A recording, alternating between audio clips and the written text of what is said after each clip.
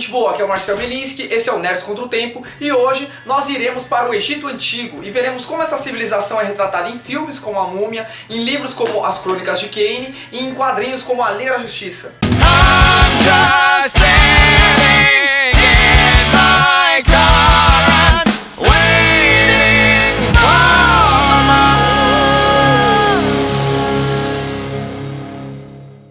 O Egito fica no norte da África, em meio ao deserto do Saara, uma região muito árida e seca. Porém, nesse mar de morte passa um dos maiores rios do mundo, o Rio Nilo.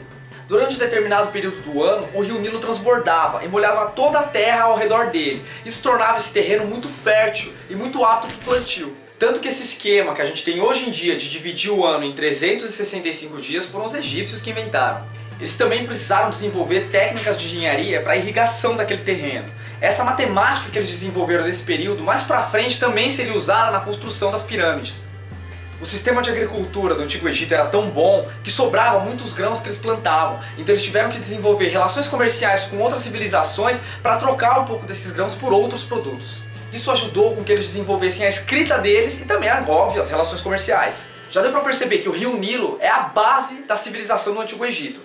Não é à toa que os deuses egípcios são tão ligados ao Rio Nilo, assim como é mostrado na saga As Crônicas de Kane. Essa saga foi escrita pelo Rick Riordan, que é o mesmo cara que escreveu a saga Percy Jackson. Tanto que você pode encontrar vários easter eggs da saga do Percy Jackson aqui nesse livro. Bem, voltando para o Egito, a sociedade egípcia é basicamente dividida em duas, o Alto Egito e o Baixo Egito. Isso até mais ou menos o ano 3150 a.C., quando um faraó chamado Namer unifica os dois Egitos. Aliás, faraó era basicamente o que a gente entende como rei, exceto que os egípcios acreditavam que o faraó era uma encarnação do deus Horus, ou seja, para os egípcios, o faraó é como se fosse um deus caminhando entre os mortais.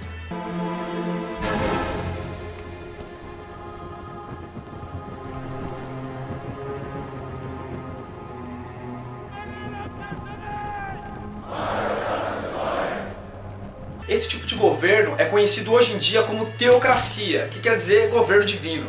Que é basicamente quando o país é regido por uma pessoa que é considerada uma divindade ou quando a legislação daquele país é baseada em escrituras sagradas. Apesar do faraó ser o chefão do Egito, é óbvio que existem outras classes sociais que estão abaixo dele. Logo abaixo do faraó tinha uns caras chamados saiotes brancos, que era mais ou menos como se fosse a nobreza do Egito. Eles geralmente trabalhavam ou como administradores de outras províncias que estavam próximas ao Egito ou como burocratas. Depois vinham sacerdotes que cuidavam dos templos e eventualmente aconselhavam o faraó em assuntos espirituais. Novamente citando as Crônicas de Kane, é mais ou menos o que os magos da Casa da Vida fazem no livro. Também tinha os escribas, que eram os responsáveis por registrar as coisas que acabavam acontecendo no Egito. Eles escreviam uma linguagem que hoje em dia é conhecida como hieróglifos, e eles geralmente registravam ou em papiros ou em paredes de construções muito conhecidas. Essas daí eram as classes sociais dominantes do Egito. Abaixo deles ainda tinham os soldados, os artesãos, os camponeses e lá embaixo os escravos. Os escravos egípcios, eles eram tratados de maneira bem diferente do que os africanos que foram trazidos e escravizados aqui no Brasil. Os egípcios, eles não comercializavam escravos, nem tratavam eles como se eles fossem menos que seres humanos, como aconteceu aqui. Eu acredito que a história sobre escravos egípcios mais conhecidas que a gente tem é a história de Moisés. Recentemente ela foi até adaptada no filme Êxodos, Deuses e Reis, e Moisés é interpretado pelo Christian Bale, que até então era o melhor Batman do cinema.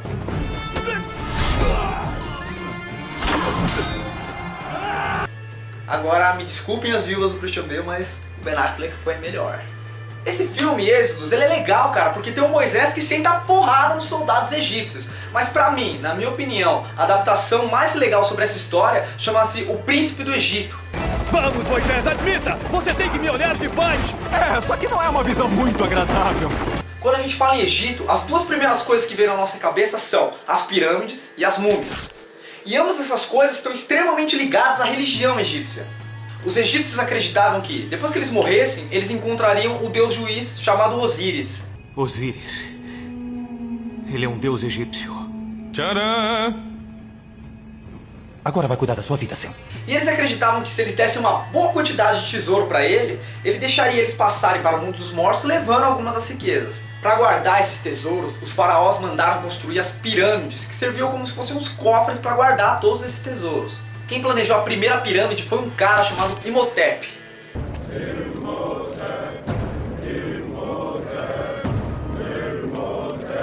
muitos de vocês devem lembrar como vilão do filme A Múmia, de 1999.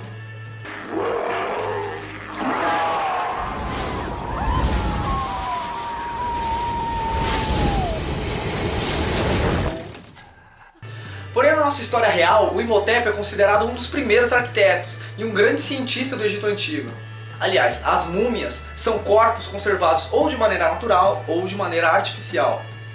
Os egípcios mumificavam os faraós com o propósito de que eles acordassem no mundo dos mortos ainda com o corpo inteirão. Essas lendas das múmias serem como se fossem zumbis enfaixados começou entre o final do século XIX e o começo do século XX. Nesse período histórico virou moda na Europa fazerem shows com múmias de verdade sendo desenroladas por ricaços do período. As lendas ganharam ainda mais força no ano de 1922, quando o arqueólogo Howard Carter achou o túmulo perdido do faraó Tutankhamon. Muitas pessoas que participaram da expedição acabaram morrendo de maneira misteriosa. E também houve uma pane elétrica muito mal explicada na capital do Egito, próximo ao período da exploração. Tudo isso fez as pessoas acreditarem que Tutankhamon tinha amaldiçoado as pessoas que perturbaram seu descanso. Que não foi bem assim, né? Porque o Howard Carter se tornou muito famoso depois dessa exploração. Tanto que em muitas obras que retratam o Egito, ele é homenageado, como por exemplo nas Crônicas de Kane, onde um dos irmãos chama Carter Kane. Também tem o Gavião Negro da Liga da Justiça, que ganha seus poderes numa exploração ao Egito. O nome desse cara é Carter Hall. E você é? Carter Hall. Quero lhe mostrar uma coisa. Apesar do Egito ser uma civilização extremamente organizada, com o passar dos anos ela acabou perdendo a força e sendo invadida por outras civilizações. Primeiro foi o Império Persa, que tomou o Egito no século 7 a.C. Depois veio o Alexandre o Grande, que tomou o Egito dos persas e acabou sendo considerado um libertador pelo povo do Egito. Durante esse período, houve uma mistura entre a religião grega e a religião romana. Esse tipo de mistura é chamada de sincretismo. Esse sincretismo gerou até inclusive alguns deuses próprios, como é o caso de Serapis. Esse deus é citado no conto das Crônicas de Kane, que eles se encontram com a galera do Percy Jackson, chamado O Cajado de Serapis. A última civilização a tomar o Egito foi o Império Romano, isso cerca do ano 30 a.C. Eles fizeram isso a derrotar o seu último faraó, Cleópatra. Princesa Cleópatra, senhor, filha dos 2 carneiros, soberana do papiro e da abelha. Há muitas dúvidas sobre a aparência de Cleópatra. Alguns dizem que ela era muito bonita, outros dizem que ela era mais exótica. Porém, sempre que se referem a ela, falam que ela conquistou o coração de 2 líderes romanos, Júlio César e Marco Antônio. Cleópatra até chegou a ter um filho com Júlio César, chamado Ptolomeu XV Cesare. Porém, depois que Júlio César morreu, Cleópatra teve um caso com Marco Antônio e com ele teve mais 3 filhos. Apesar do filho legítimo do Júlio César ser o Ptolomeu, o legado dele acabou ficando para outro cara, que é o Otaviano. Ele era protegido do Júlio César. Esse protegido, que ficou conhecido como César Augusto, acabou entrando em guerra com Marco Antônio e com Cleópatra. Augusto acabou ganhando a guerra, e o casal, quando viu que iam tomar um cacete de qualquer maneira, acabaram se suicidando antes disso acontecer. No meio desse conflito todo, o filho legítimo do Júlio César também acabou morrendo e ninguém sabe direito como. A partir desse momento, o Egito passa a pertencer a Roma, e aí começa outra história.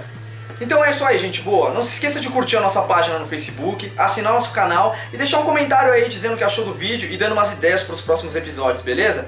Muito obrigado por acompanhar o canal e logo menos a gente se vê. Falou!